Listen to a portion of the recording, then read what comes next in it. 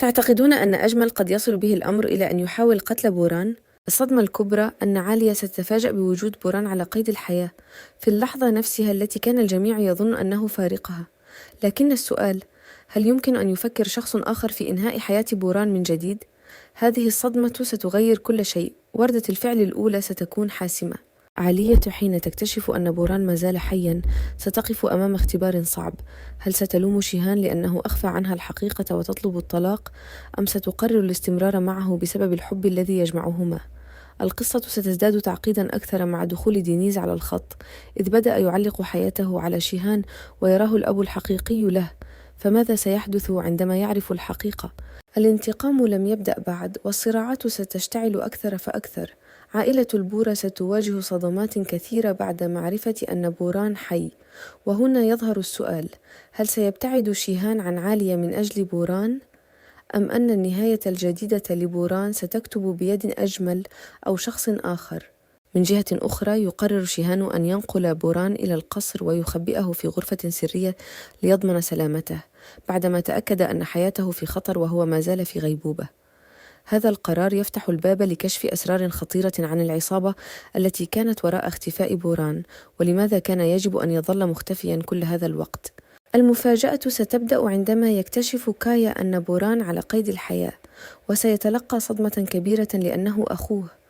أما نارا حين ترى شقيقها ستنهار من البكاء، ونعيش معها لحظات مؤثرة جدا بين الإخوة، بينما صداقة ستكون آخر من يعرف الحقيقة، وصدمة اكتشاف أن ابنها حي ستقلب حياتها رأسا على عقب. الكاتبة ستجعل الأحداث أكثر تعقيدا، إذ سيزداد إحساس الذنب داخل جيهان يوما بعد يوم، ما يخلق جدارا خفيا بينه وبين عالية. هذه الأخيرة ستبدأ بالشك، لكنها لا تدرك أن السبب الحقيقي وراء ابتعاده هو إخفاؤه للحقيقة.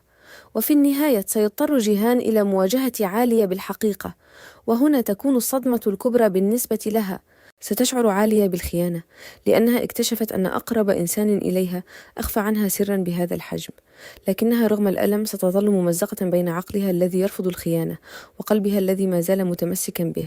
المفاجأة العاطفية الأعنف ستكون حين تدخل غرفة شيهان السرية وتجد زوجها السابق بوران حيا، الرجل الذي أوصاها في النهاية أن تتزوج أخاه، والذي هو أيضا والد ابنها. المشهد سيكون صادما، وستنهار كل مشاعرها التي عاشتها مع شيهان ودينيز.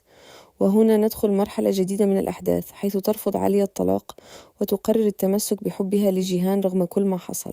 أما بالنسبة لدينيز، فمن المستبعد أن تكشف له الكاتبة الحقيقة قريبا، لأنه يعتبر شيهان أبا حقيقيا له ومصدر الأمان بعد فقدان والده. لذلك السيناريو الأقرب أن يستمروا في إخفاء الحقيقة عنه حتى إشعار آخر. لكن السؤال الكبير يبقى: هل سيموت بوران فعلا في النهاية، أم سيعود للحياة من جديد؟ الاحتمال الأول أن بوران مات قبل دخول عالية الغرفة، خاصة مع توقف الجهاز عن العمل أمام عينيها.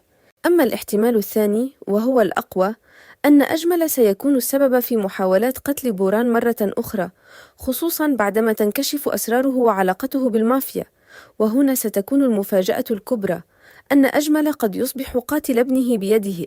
وهكذا نصل إلى نهاية هذا التحليل، على أمل أن تكشف لنا الحلقات القادمة عن الصدمة الحقيقية، وهل سيكون مصير بوران الحياة أم الموت من جديد.